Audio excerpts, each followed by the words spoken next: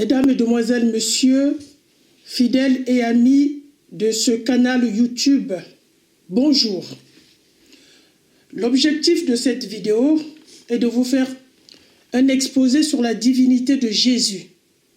Cet exposé est intitulé « La divinité de Jésus » avec le chapitre de Jean 14. Cette idée m'est arrivée suite aux érudits musulmans qui disent dans la Bible « Il n'y a aucun verset qui atteste la divinité de Jésus ». Ils disent aussi que Jésus n'a jamais enseigné sa divinité. Rappelez-vous que j'avais proposé à Karim Hanifi un débat sur la divinité de Jésus. Bon, il n'était pas disponible. J'aimerais ici, avant de commencer cet exposé, remercier Karim Hanifi, lequel je reconnais parmi les débatteurs musulmans interreligieux un certain nombre de compétences. Voilà. Donc, mes chers amis, c'est en fait suite aux érudits musulmans qui disent dans la Bible, il n'y a aucun verset qui atteste la divinité de Jésus. Ils disent aussi que Jésus n'a jamais enseigné sa divinité. Par ailleurs, ils brandissent le verset Jean 17, verset 3, pour montrer que Jésus a enseigné qu'il est simple prophète, ce qui leur permet de faire correspondre Jésus de la Bible au message coranique. Je vais lire pour vous le verset de Jean, chapitre 17, verset 3, brandi par les musulmans. « Or, la vie éternelle, c'est qu'ils te connaissent, toi, le seul vrai Dieu, et celui que tu as envoyé, Jésus-Christ. » À partir de ce verset, les musulmans déduisent que dans la Bible, Jésus n'a jamais enseigné la divinité. Bien. L'un de ces musulmans est un des membres d'Anifia TV. Dans une vidéo, ce musulman, je ne connais pas son nom, je le vois souvent je le vois souvent faire des vidéos YouTube, mais en général, voilà, ces vidéos YouTube, dès que ça touche la Bible, c'est la catastrophe. C'est la catastrophe, les explications, c'est vraiment malheureux les musulmans. Donc, l'un des membres, c'est Anifia TV. C'est un des membres plutôt d'Anifia TV dont j'ignore le nom, je ne connais pas le nom. Il ne se présente pas sous son nom, il se présente sous le nom du canal YouTube Anifia TV. Anifia TV, au passage, c'est un groupe des musulmans de recherche interreligieuse. Voilà. Donc, dans une vidéo intitulée « 5 mauvaises croyances de Jésus », il dit ceci dans sa vidéo. « Cette doctrine de la divinité de Jésus n'a jamais été enseignée par Jésus. Au contraire, selon lui, Jésus a enseigné que Dieu était unique. » Dans Marc chapitre 12, versets 28 à 29, Jean chapitre 17, verset 3, et lui-même, Jésus, priait Dieu dans le livre de Jean chapitre 4, verset 23, selon ses propos dans une vidéo. Mesdames, Mesdemoiselles, Messieurs, regardons sa vidéo et on se retrouve tout de suite après pour le développement ou bien, si vous voulez, pour la continuité de cet exposé. À tout de suite. La première mauvaise conception, c'est de considérer que Jésus est Dieu. Comme vous le savez, dans la communauté chrétienne, il y a beaucoup de personnes qui divinisent Jésus, que la paix divine soit sur lui, qui disent que Jésus, eh bien, il est Dieu au-dessus du ciel, il est aussi un simple homme sur terre. Donc ce qu'il faut savoir, c'est que cette doctrine-là, Jésus ne l'a jamais enseignée. Jésus n'a jamais dit qu'il était Dieu. Jésus n'a jamais demandé à ce qu'on l'adore. Au contraire, Jésus a toujours dit que Dieu était unique, notamment dans le livre de Marc, chapitre 12, versets numéro 28 et 29, également dans le livre de Jean, chapitre 17, verset numéro 3, lui-même adorait Allah dans le livre de Jean, chapitre 4, verset numéro 23. Donc Jésus n'a jamais demandé à être adoré, il n'a jamais demandé à être divinisé, et ça justement c'est un contre-enseignement messianique qui est venu et qui s'est installé après la venue de Jésus, que la paix divine soit sur lui. Mesdames, Mesdemoiselles, Messieurs, comme vous l'avez constaté dans sa vidéo, il a bien affirmé que Jésus n'a jamais enseigné sa divinité. D'accord? Or, ce terme, divinité de Jésus, se trouve Nouveau Testament. Et il est bien étoffé dans la Bible. La divinité de Jésus. D'accord? Dire que Jésus n'a jamais enseigné sa divinité est une idiotie. Et cette idiotie est une tare que portent des musulmans, que portent de nombreux musulmans, surtout ceux de la Dawa. Ok? Dès lors que les érudits interreligieux soutiennent cette position, que Jésus n'a jamais enseigné sa divinité, les bras m'en tombent. J'ai parfois l'impression que les musulmans pensent avoir compris la Bible mieux que les chrétiens. En fait, les musulmans brillent d'idiotie. Si l'islam était une race, l'islam serait la race la plus orgueilleuse et la plus idiote. Mais comme l'islam n'est pas une race, je vais démontrer que les musulmans ont tort de dire que Jésus n'a jamais enseigné sa divinité. L'auteur de cette vidéo propagande islamique pourrait être, à coup sûr, dans le cercle de Jésus musulman, oasis de citation. Ok? Qui sont d'autres musulmans du même acabit, qui viennent enseigner la Bible aux chrétiens avec des exposés pour lesquels ils brillent de bricolage et d'incompétence. Finalement, leurs explications brillent d'altération de la parole de Dieu biblique. On peut s'imaginer qu'ils ne véhiculent que de l'altération dans leur communauté. Des frères chrétiens, catholiques, notamment deux, il y en a un qui est catholique, il y en a un qui est protestant, ont plusieurs fois démontré leur nullité dans des vidéos réponses. Mais comme la honte ne tue pas ces musulmans, de la dawa reviennent encore et encore. En fait, s'ils faisaient une thèse sur la divinité de Jésus, ces musulmans qui croient comprendre la Bible mieux que les chrétiens échoueront double fois. L'arrogance et l'échec de la thèse. Leur arrogance va s'effondrer et leur thèse sera un échec. En effet, lorsqu'on aborde la question de la divinité, on regroupe tous les versets qui montrent que Jésus est prophète.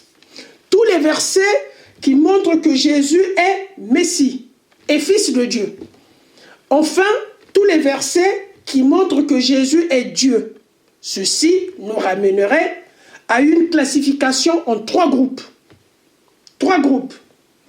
Jésus prophète, les versets qui montrent que Jésus est prophète, les versets qui montrent que Jésus est Messie et Fils de Dieu, les versets qui montrent que Jésus est divin. Ça nous ramènerait à une classification de trois groupes. En trois groupes. Et ceci n'est jamais fait par des musulmans de la Dawa, qui viennent nous parler de la divinité sur Jésus, qui vient la nier sur la base de la Bible, qui vient nous apprendre la Bible et qui se croit comprendre la Bible mieux que les chrétiens. C'est vraiment malheureux de voir de tels cerveaux qui traînent dans la nature, de tels individus qui réfléchissent comme ça, avec un orgueil, un complexe de supériorité. Ils ne se sont jamais mis en cause en se posant de très bonnes questions. Est-ce que les chrétiens ont tort? Les chrétiens, ils ont quand même des docteurs en théologie. Ces docteurs-là se sont trompés. Il n'y a pas vraiment la divinité de Jésus dans la Bible. Ils ne se sont jamais posé la question. C'est pour vous montrer c'est pour vous montrer la qualité de leur travail, qui ne fait que du bricolage. D'accord? Et par conséquent, concernant une thèse sur la divinité de Jésus, tous ces musulmans-là, de la Dawa, ils échoueront tous. Dommage pour les musulmans qui croient à la propagande mensongère de la Dawa. Dommage pour eux, parce qu'ils répètent les mêmes idioties, les mêmes erreurs, les mêmes mensonges, les mêmes conneries, etc., etc. Maintenant, rentrons dans le vif du sujet. Je rappelle que Jésus a enseigné plusieurs fois sa divinité. De ses propres propos sortis de sa bouche, rapportés dans les 4 évangiles. Et oui, les musulmans, vous dites que Jésus n'a jamais enseigné sa divinité. C'est vous qui le dites. Et moi, je dis le contraire. D'accord? Moi, je vous dis le contraire.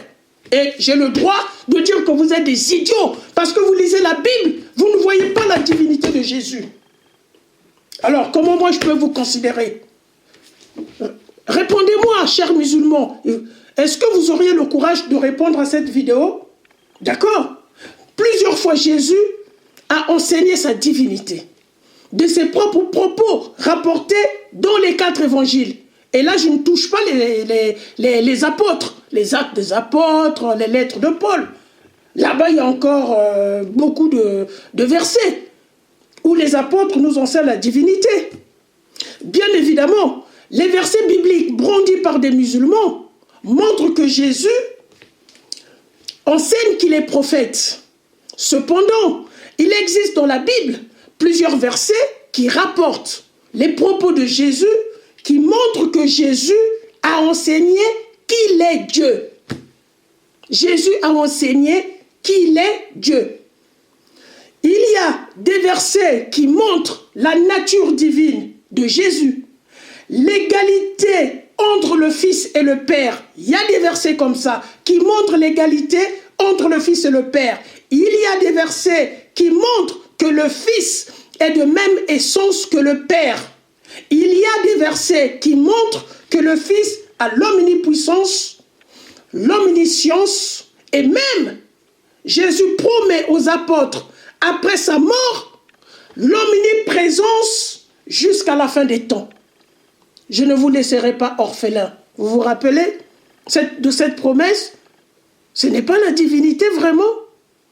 Je ne vous laisserai pas orphelins jusqu'à la fin des temps. Ce n'est pas l'omniprésence. Quand 2 ou 3, quel que soit dans le monde où ils se trouvent, sont réunis en mon nom, je serai au milieu d'eux. Ce n'est pas de l'omniprésence que Jésus promet après sa mort aux apôtres, puis aux disciples, c'est-à-dire nous autres, on va dire. Ok? Bon, mesdames, mesdemoiselles, messieurs, pour des raisons d'écourter la vidéo, mon exposé visant à montrer l'enseignement de Jésus, de sa divinité, va se focaliser sur Jean chapitre 14.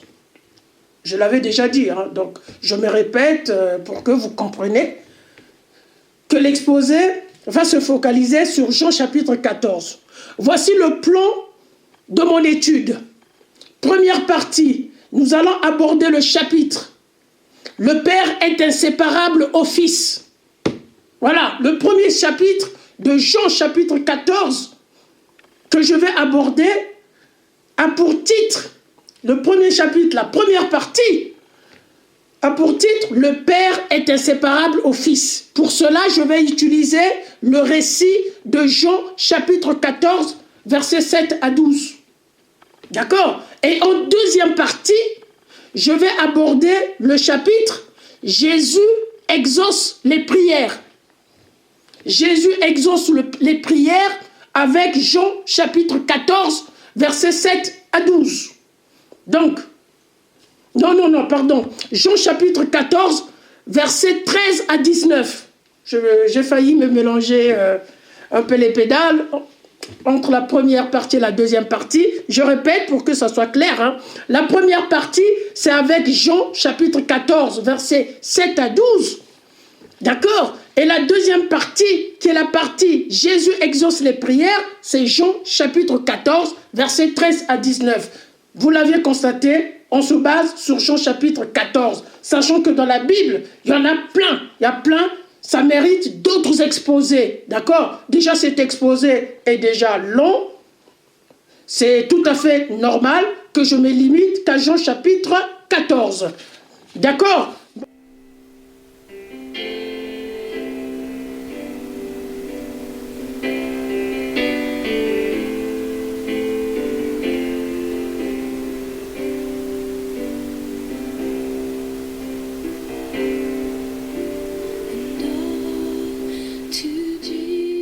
Chapitre. le Père est inséparable du Fils. Le Seigneur leur fait ensuite savoir que la connaissance du Père est inséparable du Fils. Le Seigneur fait savoir que la connaissance du Père est inséparable à celle du Fils. Ok? Je vais vous lire pour cela Jean chapitre 14, verset 7. Jean chapitre 14, verset 7. Si vous m'aviez connu, vous auriez connu aussi mon Père. Et dès maintenant, vous le connaissez. Dès maintenant, vous le connaissez, le Père, et vous l'avez vu. Si vous m'aviez connu, vous auriez aussi connu mon Père. Si vous m'aviez connu, vous auriez aussi connu mon Père. Et dès maintenant, vous le connaissez, le Père, et vous l'avez vu. Jean chapitre 14, verset 7. Faisons une petite analyse de ce verset. Par Jésus, on a vu le Père. Par Jésus, c'est ce qu'il dit. On a vu le Père. Or, le Père ne s'est pas incarné. D'accord? Donc, si le Père ne s'est pas incarné, il est invisible. Ce qui est normal. Dans la Bible, le Père ne s'était pas incarné. C'est le Fils qui s'est incarné. Donc, je suis en train de vous rappeler les notions de la Bible. Si le Père n'est pas incarné, donc il est invisible. Si le Père est invisible, pourquoi Jésus utilise deux verbes? Le verbe connaître et le verbe voir. Pourquoi? Nous avons ici la connaissance du Père est l'un des 6 sens qui sont les nôtres, qui est la vue. D'accord? De façon littérale, Jésus est en train d'enseigner aux apôtres. En connaissant Jésus, premièrement, on connaît le Père et deuxièmement, on a vu le Père. Je vous le disais, il y a la connaissance et la vue que Jésus est en train d'enseigner dans Jean chapitre 14, verset 7. C'est pourquoi je vous dis, lorsqu'on connaît, en connaissant Jésus, on connaît premièrement le Père, deuxièmement, on voit le Père. Je rappelle encore que le Père est incarné et il est invisible. Ok? Cependant, le Fils n'est pas incarné. Le Fils, il est visible. Ça veut dire quoi? Ça veut dire quoi? Ça veut dire le visible est en train de se confondre avec l'invisible. Qui a vu, qui connaît le Fils, connaît le Père et voit le Père. Connaît le Fils, voit le Fils, c'est le visible. Connaît le Père, voit le Père, c'est l'invisible. C'est pourquoi je vous dis, le visible se confond avec l'invisible, en termes de voir. Ok? On va continuer. Ainsi, par les expressions connaître et voir, Jésus, de ses propres propos, se détermine en qualité de l'image de Dieu.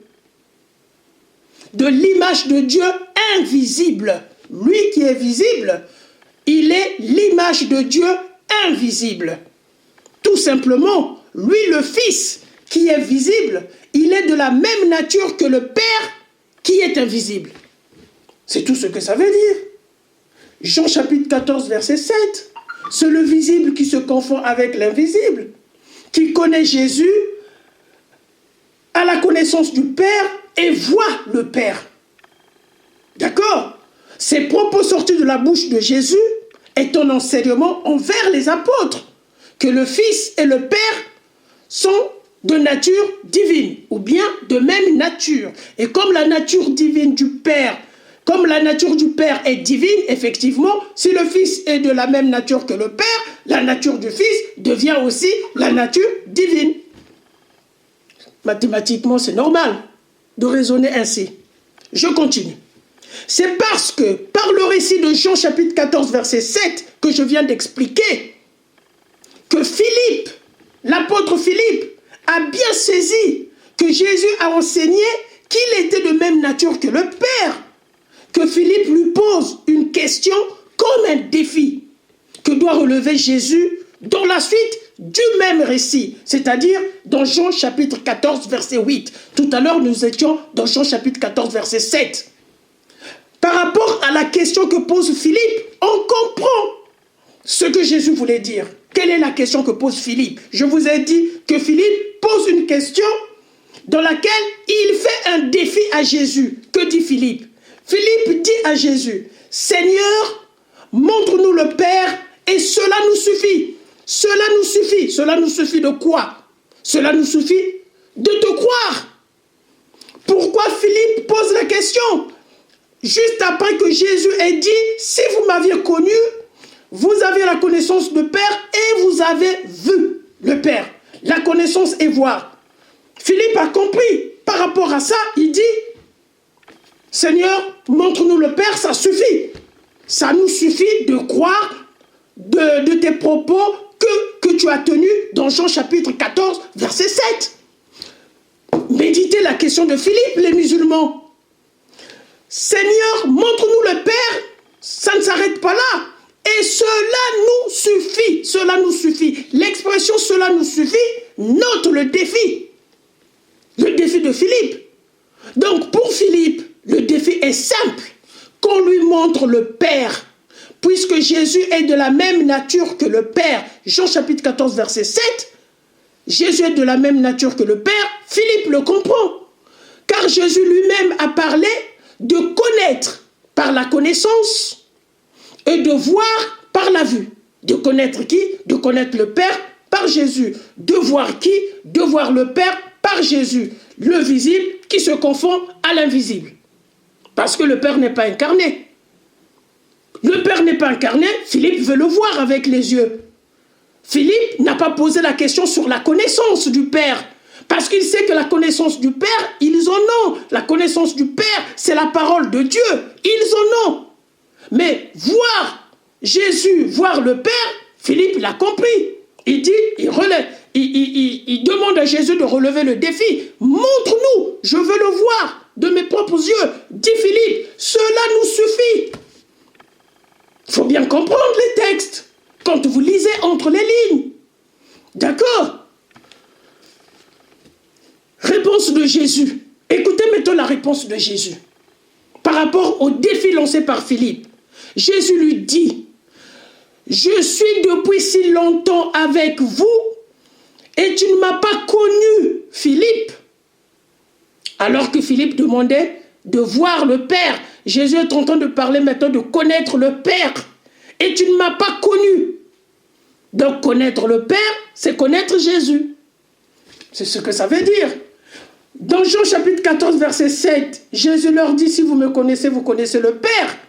Maintenant ici dans Jean 14, verset 9, Jésus est en train de dire, depuis que vous êtes avec, depuis que je suis avec vous, vous ne m'avez pas connu. C'est-à-dire que lui qui veut connaître le Père, mais il faut connaître Jésus. Parce que la connaissance du Père, c'est la connaissance du Fils. C'est un jeu de mots, c'est très subtil, il faut bien comprendre. Et Jésus continue en disant, celui qui m'a vu a vu le Père. D'accord? Celui qui m'a vu a vu le Père. Ça c'est voir, pas la connaissance. Et comment toi tu dis, montre-nous le Père. Ne crois-tu pas que moi, je suis dans le Père et que le Père est en moi? D'accord? On n'a jamais vu ça. On n'a jamais vu ça.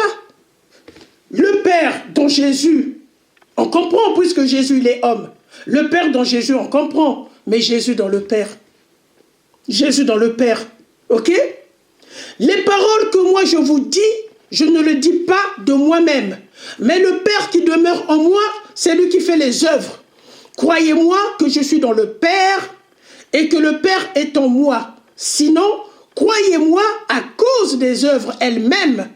En vérité, je vous dis, celui qui croit en moi fera lui aussi les œuvres que moi je fais et il en fera des grandes. Bon, là-bas, c'est pas vraiment intéressant par rapport à ce que je vais dire. C'est pourquoi je m'arrête rapidement là. Donc, voilà. Donc, mesdames, mesdemoiselles, messieurs, Jean chapitre 14, versets 9 à 12. Que retenir là-dessus? On remarque des expressions clés du récit. Voici les expressions clés de ce récit sur la question « Montre-nous le Père de Philippe ». Et Jésus lui répond avec des expressions clés. D'accord? Expression clé. « Je suis depuis si longtemps avec vous et tu ne m'as pas connu, Philippe ». Philippe qui demande qu'on lui montre Dieu. Jésus dit « Je suis avec vous et tu ne m'as pas connu ». Et Jésus là, il enseigne sa divinité. Philippe qui a posé la question « Montre-nous Dieu, ça suffit ». Jésus lui dit « Je suis avec vous, tu ne m'as pas connu ». C'est que Jésus, il est de cette nature-là. Voilà pourquoi il y a des chrétiens qui disent Jésus c'est le Père c'est Jésus. Ces chrétiens-là, je ne leur donne pas tort. Bien que moi, je suis trinitaire. Je dis Jésus est différent du Père. Mais les chrétiens qui confondent les deux, je ne leur donne pas non plus tort. D'accord? Ils reconnaissent la divinité de Jésus, ils confondent le Père et le Fils, je ne leur donne pas tort. Bien que moi, je reconnais, je suis trinitaire. Ok? Donc, autre expression clé de Jésus, celui qui m'a vu a vu le Père, et comment toi tu dis, montre-nous le Père. En gros, hein, que veut dire Jésus? Celui qui voit Jésus voit le Père. Celui qui voit le Père voit Jésus. Indiscutable. Indiscutable. Je vais me calmer parce que c'est indiscutable. Celui qui voit Jésus voit le Père. Celui qui voit le Père voit Jésus. C'est indiscutable. Moi, je ne sais pas comment les musulmans, vous lisez, hein? Comment vous lisez la Bible, hein? C'est indiscutable. C'est la divinité. C'est l'égalité. Ok? Or, la question posée par Philippe ne concerne pas la connaissance du Père, mais la vue, dans le sens de voir le Père avec ses propres yeux. C'est pourquoi Jésus rappelle à Philippe que le Fils est confondu au Père. C'est ce qu'enseigne Jésus. Le Fils est confondu au Père. Celui qui a vu le Fils a vu le Père. Celui qui a vu le Père a vu le Fils. On a un aller-retour. Cet aller-retour, c'est le Fils qui se confond au Père. Déjà dans Jean chapitre 14, verset 7, le visible se confondait à l'invisible. Cette fois-ci, c'est beaucoup plus clair dans la réponse de Jésus. Dans Jean chapitre 14, verset 9. La réponse de Jésus est claire. Ok? Pourquoi veux-tu voir le Père? C'est cette question que Jésus réplique à Philippe. Le Fils est confondu au Père. Pourquoi veux-tu voir le Père? Le Fils, il est là. D'accord? Notez également que Jésus n'est pas hors sujet. Il ne parle pas de la connaissance, là. De la connaissance. Il parle bien de voir le Père. Pourquoi veux-tu voir le Père? Je suis là. La question, c'était voir le Père avec ses propres yeux. Défi de Philippe. Pourquoi Jésus réplique cette question à Philippe en disant « Pourquoi veux-tu voir le Père ?» Pourquoi Jésus va dire à Philippe « Pourquoi veux-tu voir le Père ?» Mais parce que quelque part, c'est une question idiote de vouloir voir ce qui est invisible. Philippe veut voir le Père, mais le Père est invisible. Mais celui qui est visible, il est là. Parce que les deux entités ont effectivement la même nature. Si tu veux voir le Père qui est invisible, ce n'est pas la peine. Tu ne peux pas le voir. Regarde son égal qui, lui, est visible. C'est tout ce que Jésus veut dire. Pourquoi veux-tu voir le Père? Parce que qui voit le Père, voit le Fils. Qui voit le Père invisible, voit le Fils. Mais comme vous ne pouvez pas voir le Père invisible, vous n'avez pas vu le Fils. C'est ce que veut dire Jésus. Grosso modo, j'ai été un peu... je me suis répété plusieurs fois hein, sur les mêmes expressions, les mêmes explications. Voici d'autres expressions clés de ce récit sur la question « Montre-nous le Père » de Philippe, répondu par Jésus. Voici d'autres expressions clés. D'accord? Ne crois-tu pas que je suis dans le Père et que le Père est en moi? Les paroles que moi je vous dis, je ne les dis pas de moi-même, mais le Père qui demeure en moi, c'est lui qui fait les œuvres. Ici, l'expression de Jésus, enseignant à ses disciples que le Père est en moi, a tendance à montrer que Jésus reçoit ses prophéties au Père, reçoit ses prophéties du Père, pardon. Cette tendance est renforcée par l'enseignement de Jésus dans le même récit. Les paroles que moi, je vous dis, je ne les dis pas de moi-même, mais le Père qui demeure en moi, c'est lui qui fait les œuvres. Donc ici, ce verset renforce l'idée que le Père est en moi, veut dire que c'est le Père qui fait les œuvres à la place de Jésus. Ça renforce cette idée. Maintenant, si l'on prend en compte les propos de Jésus suivants, ne crois-tu pas que je suis dans le Père? Croyez-moi que je suis dans le Père. Ok? Je me répète. Prenons en compte cette fois-ci les propos suivants, sortis de la bouche de Jésus. Ne crois-tu pas que moi, je suis dans le Père? Croyez-moi que je suis dans le Père. Je suis dans le Père. Donc, ça veut dire quoi? Jésus, ici, affiche une égalité. Puisqu'au départ, il dit, le Père est en moi. Croyez que le Père est en moi, c'est lui qui fait les œuvres en moi. Et beaucoup plus tard, Jésus dit, ne crois-tu pas que moi, je suis dans le Père? Croyez que je suis dans le Père.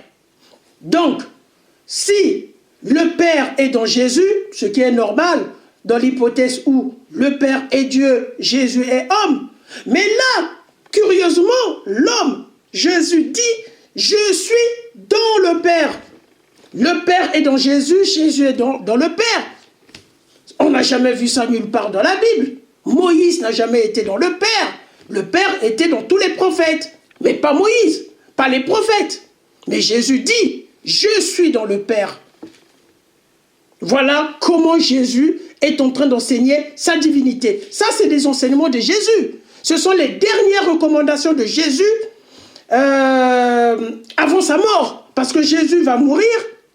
Les apôtres savent que Jésus va mourir parce que Jésus leur a enseigné sa mort. Et Jésus est en train de leur donner les dernières recommandations. Que les apôtres ne doivent pas oublier les dernières recommandations que les apôtres doivent enseigner. Doivent enseigner ces recommandations-là. Les apôtres doivent les enseigner. D'accord? Donc, Jésus affiche une égalité. Il n'y a pas seulement le Père qui est dans le Fils, il y a aussi le Fils qui est dans le Père. Et à partir de là, on constate la nature humble de Jésus qui lui permet de dire que les paroles qu'il prononce viennent du Père, que c'est le Père encore qui fait ses œuvres. C'est le côté humble de Jésus. À partir du moment que Jésus est dans le Père, on ne peut pas comprendre que c'est le Père qui fait des œuvres. Si Jésus est dans le Père est dans Jésus, ça veut dire que toutes les décisions sont en parfaite communion. Avec les deux, parfaite communion. Mais Jésus n'affiche pas cette parfaite communion par son caractère humble. Il est en train d'enseigner, c'est le Père qui fait ses œuvres. Mais c'est à nous de réfléchir. Jésus, il est dans le Père aussi. Ça veut dire qu'il y a simplement une parfaite communion. Par son caractère humble, Jésus est en train de dire, c'est le Père qui fait ces œuvres-là. Voilà. Parce que, effectivement, il y a une égalité, le Père dans le Fils dans le Père. Donc, ce qui veut dire, cette humilité de Jésus est un caractère qui consiste à dévoiler, à ne pas dévoiler effectivement les décisions parfaites et communes. Voilà, Jésus ne veut pas les dévoiler et donc il essaye de donner ce genre d'explication. Ok? Finalement, Jésus vient d'apprendre à ses apôtres qu'il est l'image du Dieu invisible. On a la connaissance du Père par le Fils. On voit le Père par le Fils. Le Père est dans le Fils. Et aussi le Fils est dans le Père. On voit aussi le Fils par le Père. On voit aussi le Fils par le Père. C'est ce que Jésus a enseigné. C'est ce qui est désormais donné aux disciples d'apprendre objectivement, de méditer et de les enseigner après Jésus. Les disciples doivent l'apprendre, doivent les comprendre, les méditer et les enseigner. D'accord?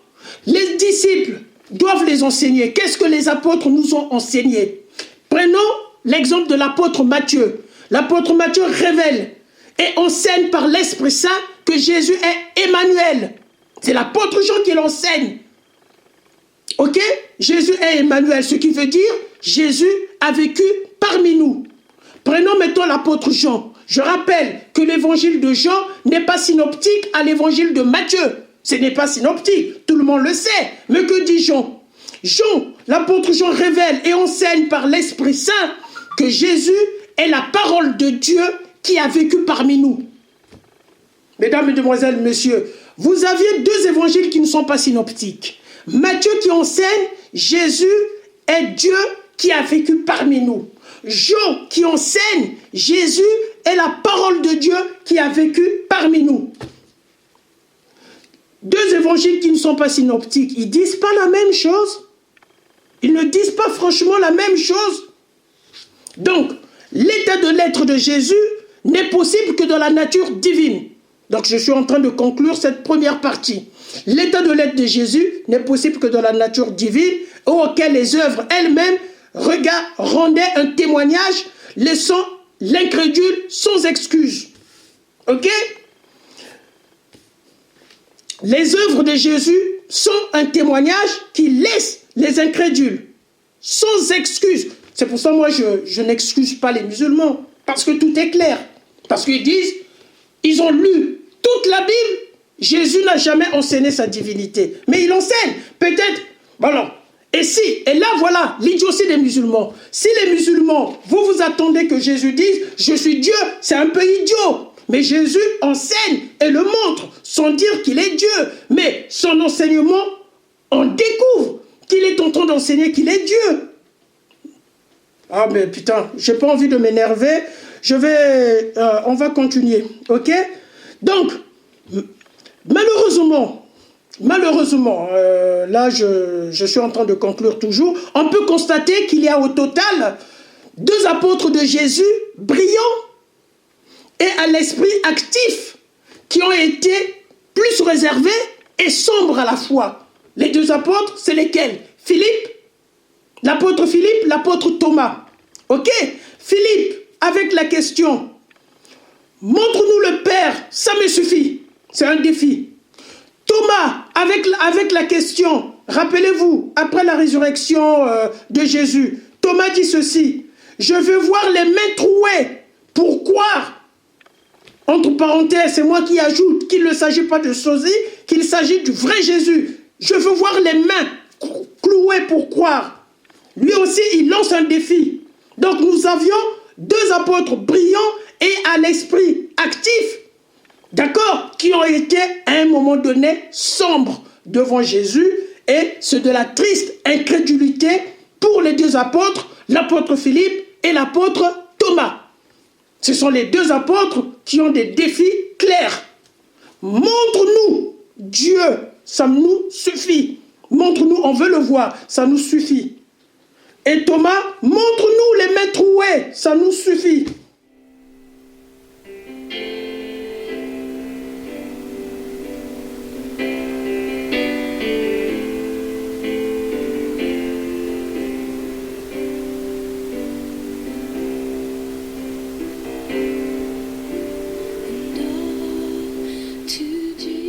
Mesdames, Mesdemoiselles, Messieurs, la deuxième partie de cet exposé, je vous rappelle, ça concerne Jésus exauce les prières avec Jean chapitre 14, on va voir Jean chapitre 14, versets 13 à 19, d'accord? Jean chapitre 14, versets 13 à 19, on va voir cette partie que j'ai intitulée « Jésus exauce des prières ». D'accord? Exaucer les prières, Jésus est en train d'enseigner qu'il est divin. D'accord? On va le voir. Pour cela, on va lire, je vais lire pour vous, Jean chapitre 14, versets 13 à 14. Et quoi que vous demandiez en mon nom, je le ferai. Afin que le Père soit glorifié dans le Fils. Si vous demandez quelque chose en mon nom, moi, je le ferai. Jean chapitre 14, versets 13 à 14. Mesdames, Mesdemoiselles, Messieurs. Et quoi que vous demandiez en mon nom, je le ferai. D'accord? Ce verset constitue l'une des recommandations que donnait Jésus aux apôtres. D'accord? Avant sa mort. Ce que les apôtres doivent faire. Jésus, souvenez-vous, il avait appris aux apôtres de prier au nom du Père. La prière de Paternoster. Notre Père qui es aux cieux, que ton nom soit sanctifié, que ton règne vienne, etc., etc. La prière de Paternoster. Quand Jésus a appris la prière de Paternoster aux apôtres, qu'est-ce qu'il a dit aux apôtres? Priez au nom du Père. Voilà pourquoi la prière commence par notre Père qui est aux cieux. D'accord? Priez au nom du Père. C'est cette prière que Jésus a enseignée aux apôtres. Cette fois-ci, dans le verset de Jean chapitre 14, versets 13 à 14, que je viens de lire, Jésus donne un nouvel enseignement aux apôtres quand il ne sera plus sur terre. L'autorisation et la possibilité de prier au nom de Jésus. Vous ne me croyez pas? Vous ne me croyez pas? Que je relise Jean chapitre 14, versets 13 à 14. Et quoi que vous demandiez en mon nom, pas au nom du Père. Quoi que vous demandez en mon nom, je le ferai. Qui va le faire? Ce n'est pas le Père qui va le faire. Qui va l'exaucer? Ce n'est pas le Père qui va l'exaucer. C'est Jésus qui va l'exaucer. Il va l'exaucer. Pourquoi? Il explique. Pour que le Père soit glorifié. Il va l'exaucer pour que le Père soit glorifié. Si vous demandez quelque chose en mon nom, moi, je le ferai. Il se répète. Jean chapitre 14, verset 13, c'est pareil que Jean chapitre 14, verset 14. Hein, il y a simplement répétition sur les deux versets qui se suivent. Et cette répétition note l'insistance de Jésus de prier en son nom. Après avoir enseigné au préalable de prier au nom du Père, cette fois-ci, il faut prier au nom de Jésus-Christ. D'accord? Donc, on va récapituler. Jésus avait enseigné de prier au nom du Père. Et dans les dernières recommandations, il demande de prier... dans les dernières recommandations, il promet de prier en son nom. Tout ce qui sera demandé, non pas au nom du Père, mais au nom de Jésus, c'est Jésus qui le fera. Ça veut dire que si on demandait au nom du Père, c'est le Père qui va exaucer. Si on demande au nom du Fils, c'est le Fils qui va exaucer. C'est ce que Jésus veut dire par là. Et nous avons l'exemple du premier martyr de l'Église, Étienne. D'accord? Nous avons l'exemple de Étienne qui avait prié le nom de Jésus de pardonner ceux qui étaient en train de le lapider. D'accord? Vous trouverez ce verset dans Actes chapitre 7, verset 59. Et il lapidait Étienne qui priait et disait « Seigneur, Jésus, reçois mon esprit. » Actes chapitre 7, verset 59. Je rappelle que Seigneur Jésus, le mot, l'expression grecque qui a été traduite ici par Seigneur Jésus, est l'expression grecque qui est réservée au seul Dieu lorsque nous disons l'Éternel est notre Seigneur ou bien Seigneur Dieu. Ces seigneurs-là, dans le texte grec, il est réservé uniquement à Dieu. Il a été utilisé ici pour Jésus, dans Actes chapitre 7, verset 59. Mais il y a encore beaucoup en grande importance. Eh oui, par exemple, ce verset suivant qui fait encore partie des dernières recommandations de Jésus lorsqu'il ne sera plus dans ce bas monde. Nous sommes, Jean chapitre 14, sont les dernières recommandations de Jésus, ce que les apôtres doivent faire, ce que les apôtres doivent comprendre. D'accord? Donc, je vais vous lire Jean chapitre 14, versets 15 à 19. toujours les dernières recommandations de Jésus. Si vous m'aimez, gardez mes commandements. Et moi, je prierai le Père et il vous donnera un autre paraclet pour être avec vous éternellement. Ce paraclet est l'esprit de vérité que le monde ne peut pas recevoir parce qu'il ne le voit pas. Donc le paraclet, il est invisible parce qu'il ne le voit pas et ne le connaît pas. C'est-à-dire le monde ici, c'est les païens, c'est les autres, pas les apôtres. D'accord? Ici, le monde, c'est pas le monde juif, c'est le monde païen, c'est-à-dire le monde non juif. D'accord? Le monde non juif, selon Jésus, à cette époque-là, le paraclet existait, mais eux, ils ne le connaissaient pas. Et ce paraclet-là, il est invisible. Mais vous, les apôtres, ou bien les juifs, vous le connaissez. Mais là, en l'occurrence, ce sont les apôtres parce qu'ils s'adressaient aux apôtres. Vous le connaissez parce qu'il demeure déjà en vous. Et qu'il sera en vous. Je ne vous laisserai pas orphelin. Je viens à vous encore un peu de temps et le monde ne me verra plus. Ce sont les dernières recommandations.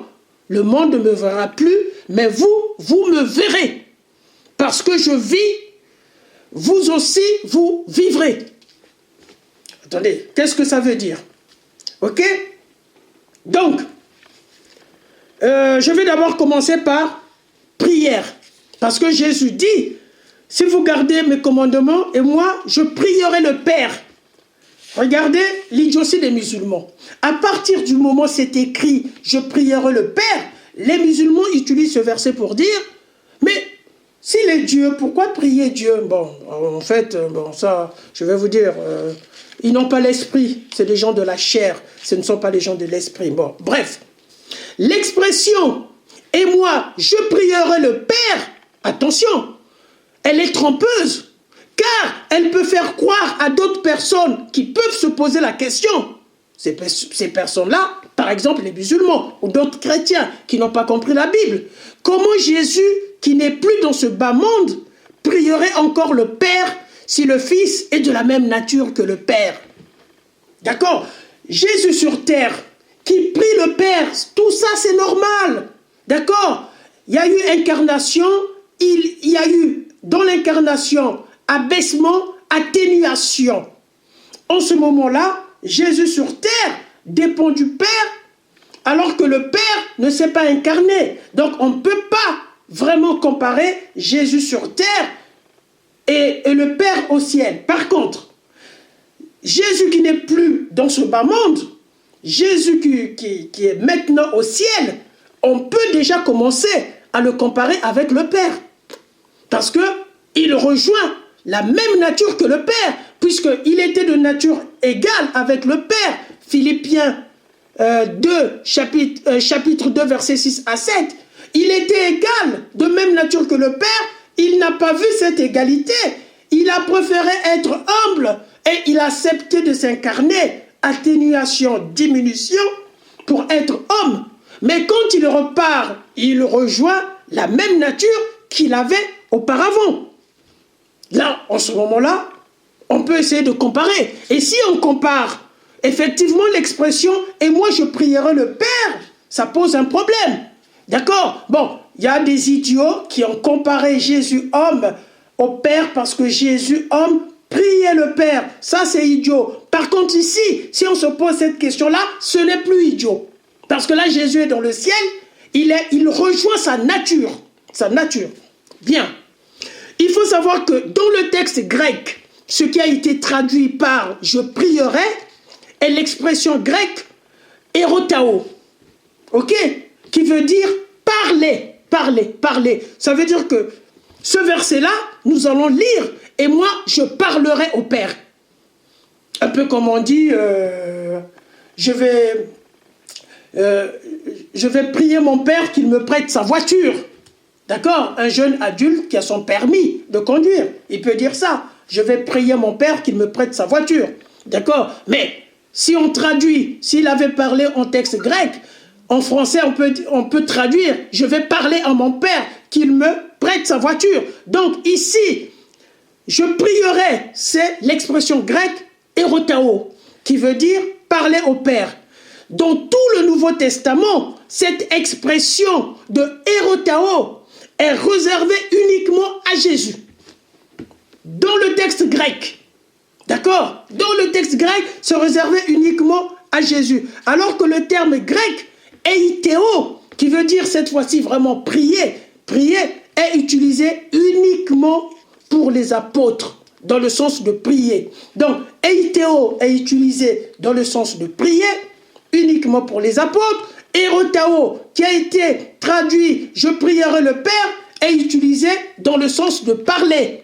Ici, ça prend le contexte de parler, sachant que cette expression grecque peut être utilisée dans d'autres contextes. Par exemple, interroger.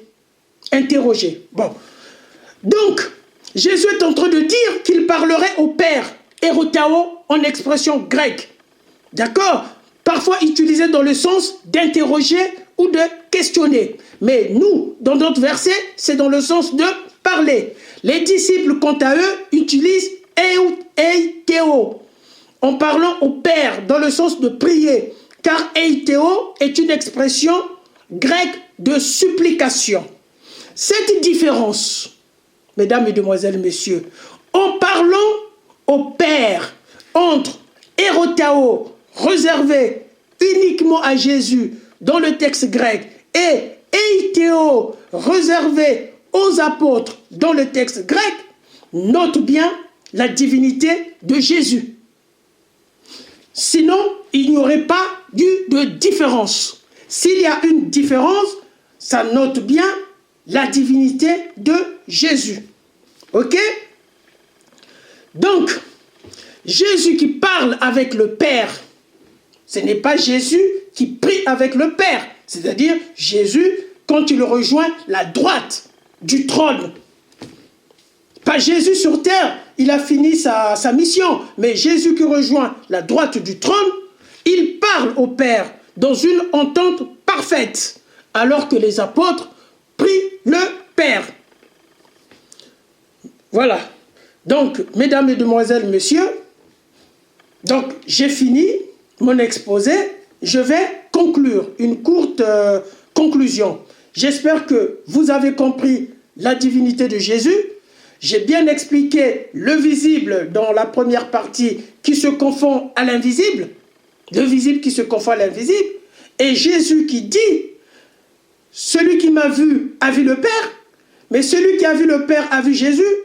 Moi, je me suis limité qu'au chapitre 14 pour ne pas trop brouiller les pistes. Hein. Mais dans la Bible, il y a plein de choses qui notent la divinité de Jésus. Par exemple, la prière sacerdotale de Jésus.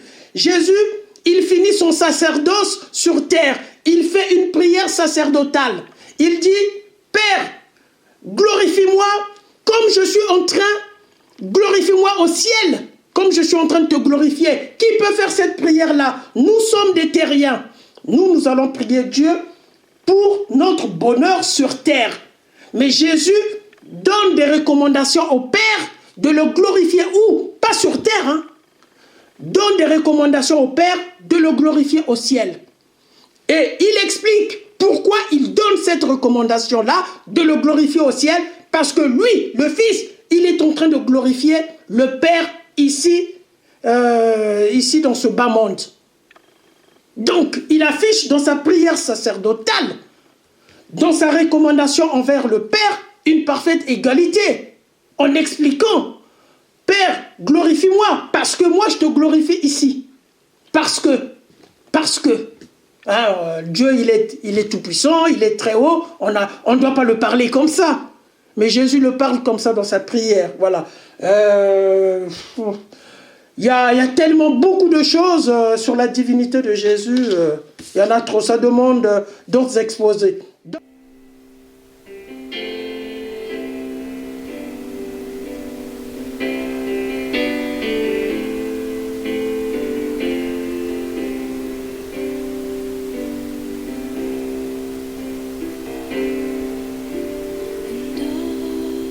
To Jesus. Mesdames, Mesdemoiselles, Messieurs, sur la base de son propre enseignement, Jésus a revendiqué la divinité pour lui-même.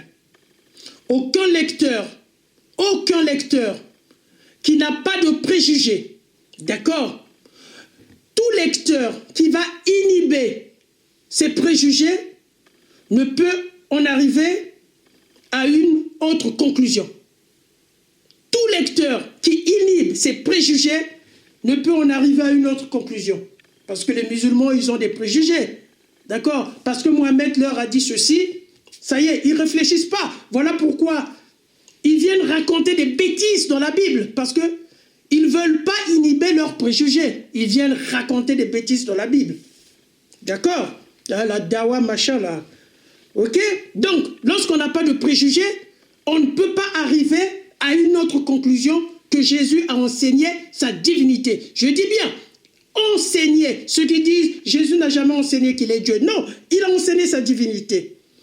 Telle est également l'impression de la grande masse des chercheurs et des scientifiques sur le Nouveau Testament, notamment le texte grec.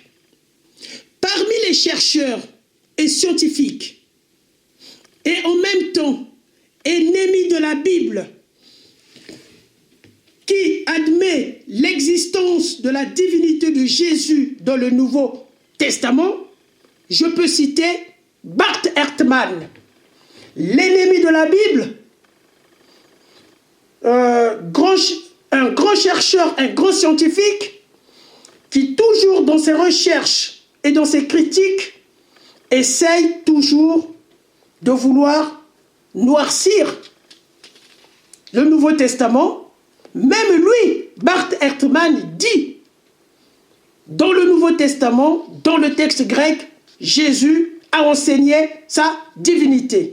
Voilà. Donc, quand on enlève les préjugés, on arrive à cette conclusion-là. Sauf les idiots. Il y en aura toujours dans le monde. Moi, j'en peux rien pour les idiots. J'en peux rien. D'accord?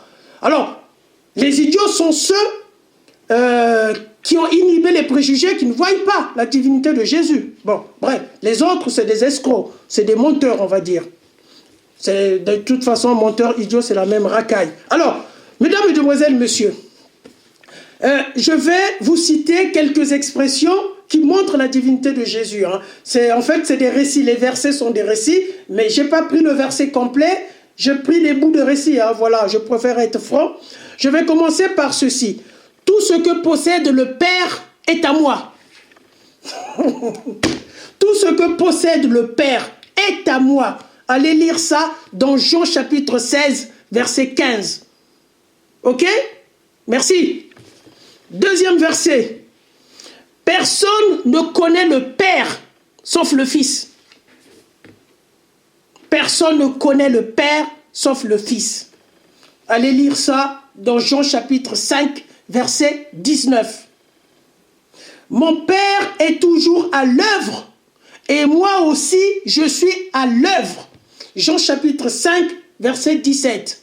Je répète, mon Père est toujours à l'œuvre et moi aussi je suis à l'œuvre. Attendez, hein. Les prophètes qui donnent des prophéties, qui donnent des conseils, des éducations, ce n'est pas la même œuvre dont il s'agit. Mettez les choses dans leur contexte. Eux, ils sont à l'œuvre dans le sens où ils travaillent pour l'œuvre de Dieu, les prophètes. Ils travaillent pour l'œuvre de Dieu. Mais Dieu ici, c'est dans un autre contexte. Mon Père est toujours à l'œuvre et moi aussi je suis à l'œuvre. D'accord? Dans d'autres traductions maintenant, peut-être dans d'autres traductions, on va comprendre ce que ça veut dire. Dans d'autres traductions, écoutez bien, mesdames, mesdemoiselles, messieurs, c'est traduit comme ceci.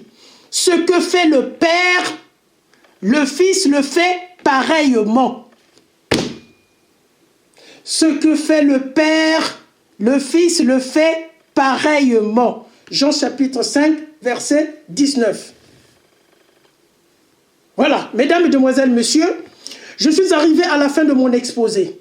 soyez-en assurés, il y a plein d'enseignements de Jésus sur sa divinité. Et aussi plein d'enseignements des apôtres qui nous enseignent aussi la divinité de Jésus. Quant à la problématique des témoins de Jéhovah, eh oui, pourquoi ne pas parler des témoins de Jéhovah? Parce qu'eux, ils ne sont pas chrétiens, mais ils utilisent la Bible. Quant à la problématique des témoins de Jéhovah, qui enseignent que la divinité de Jésus est une divinité comme fils. Parce qu'il faut faire très attention. Ceux qui ne connaissent pas la théologie des témoins de Jéhovah, ils vont dire, mais les témoins de Jéhovah utilisent la Bible. Mais les témoins de Jéhovah disent, Jésus n'est pas Dieu. C'est faux. Ils n'ont jamais compris les témoins de Jéhovah. Les témoins de Jéhovah reconnaissent la divinité de Jésus. Voilà pourquoi dans la Bible des témoins de Jéhovah, lorsqu'il s'agit de Jésus, vous avez Dieu avec petit d. Lorsqu'il s'agit du Père, ils écrivent Dieu avec D majuscules. Je dis aux témoins de Jéhovah, moi. Est-ce que le texte grec, il y a des minuscules et des majuscules? Est-ce que le texte grec... Bon, bref, vous avez compris pourquoi les témoins de Jéhovah le font. Jésus avec un D minuscule, le Père avec un grand D minuscule. Parce que pour les témoins de Jéhovah, Jésus est une divinité inférieure à la divinité du Père. Jésus est une divinité en tant que fils qui est inférieure à la divinité du Père. Ce qui revient à dire, la divinité du Fils est subalterne à celle du Père. Maintenant, la question qu'on va se poser, déjà, ce que les musulmans doivent comprendre, d'accord? Et là, si les musulmans sont intelligents, qui se disent idiots, pourquoi? Parce qu'eux, ils disent, la dawa, Jésus n'a jamais enseigné la divinité. Les témoins de Jéhovah qui ne croient pas à la divinité de Jésus comme celle du Père, comme la divinité créatrice de l'univers, parce que pour nous, Jésus, c'est la divinité créatrice de l'univers. C'est la parole de Dieu qui a créé l'univers, qui s'est fait chair pour nous. Pour les témoins de Jéhovah, quand ils lisent la Bible, ils voient la divinité. Donc les témoins de Jéhovah peuvent se défendre par rapport aux musulmans. Les témoins de Jéhovah, les versets qui montrent la divinité de Jésus, les témoins de Jéhovah les acceptent. Oui, c'est la divinité de Jésus, mais c'est quand même une divinité subalterne à celle du Père. Mais les musulmans ne peuvent pas se défendre que c'est la divinité de Jésus, puisque eux, ils n'y croient pas, alors que les versets sont clairs. Et c'est comme ça que les musulmans, pour moi, paraissent idiots, par rapport aux témoins de Jéhovah qui peuvent se démerder. Mais, mesdames, mesdemoiselles, messieurs, bien que les témoins de Jéhovah peuvent se démerder, dans les versets qui montrent la divinité de Jésus, puisque pour eux, Jésus c'est la divinité avec petit d, ok, c'est-à-dire une divinité subalterne à celle du Père. La divinité de Jésus a été créée par le Père. Le Père, c'est la divinité El Elyon, qui va créer, il était tout seul, il va créer la divinité, une divinité qu'il va appeler Fils. Bien, c'est une création avant que le Fils ne s'incarne. Il a créé cette divinité, il a demandé à cette divinité de s'incarner. Donc les témoins de Jéhovah, malgré ils peuvent se défendre. Mais, mesdames, mesdemoiselles, messieurs, ce n'est pas le but de cet exposé. Je vous donne, voilà, je vous partage mes expériences. Ayant lu les exégèses des témoins de Jéhovah, les exégèses critiques, ayant comparé avec les exégèses critiques des chrétiens, c'est-à-dire on a les mêmes exégèses catholiques, orthodoxes, évangéliques, protestants et ainsi de suite. Hein. Voilà, on a les mêmes par rapport à Jésus. Et j'ai toujours constaté que les exégèses des témoins de Jéhovah ne tenaient pas debout, ne tenaient pas le coup devant les exégèses, devant la critique textuelle. Les chrétiens sont beaucoup plus forts que les témoins de Jéhovah. Moi, quand j'ai essayé de m'approcher de tout ça, j'ai trouvé que pour les témoins de Jéhovah, ça ne tenait pas debout. Donc, il n'y a pas que les exégèses des témoins de Jéhovah qui ne tiennent pas à la critique textuelle, hein, mais surtout, ce que le plus important et le plus facile pour vous que j'aimerais vous, qui n'est pas technique, ce que je vais vous dire, à savoir, sur les témoins de Jéhovah, c'est que les témoins de Jéhovah, jusqu'aujourd'hui, ils ont l'incapacité, c'est-à-dire l'incapacité des témoins de Jéhovah d'expliquer l'attribut de l'éternité de Jésus qui est la même que celle du Père. Cet attribut de l'éternité, je vous le rappelle, le premier et le dernier, alpha et oméga. Puisque les témoins de Jéhovah disent la divinité El Elyon, la divinité Yahweh a créé la divinité Fils, parce que pour eux, Jésus, c'est une divinité avec petit d minuscule. Et quand on dit aux témoins de Jéhovah, s'il y a création, mais comment ça se fait que la divinité du Fils a le même attribut, la même éternité, premier et dernier, comme le Père. Mais s'ils sont de même nature éternelle, ça veut dire que la divinité de Jésus n'a pas été créée. Ça veut dire que la divinité de Jésus est incréée au même titre que la divinité du Père est incréée. Autant que les témoins de Jéhovah peuvent se défendre dans la divinité, les versets qui montrent la divinité, que Jésus, c'est une divinité, mais sur le balterne, autant les témoins de Jéhovah, ils n'arrivent pas à se défendre sur l'attribut de l'éternité de Jésus, qui est l'attribut alpha et oméga, comme le Père. Que les saints noms du Seigneur Jésus soient glorifiés et que le Seigneur Jésus vous bénisse tous. Au revoir et à la prochaine.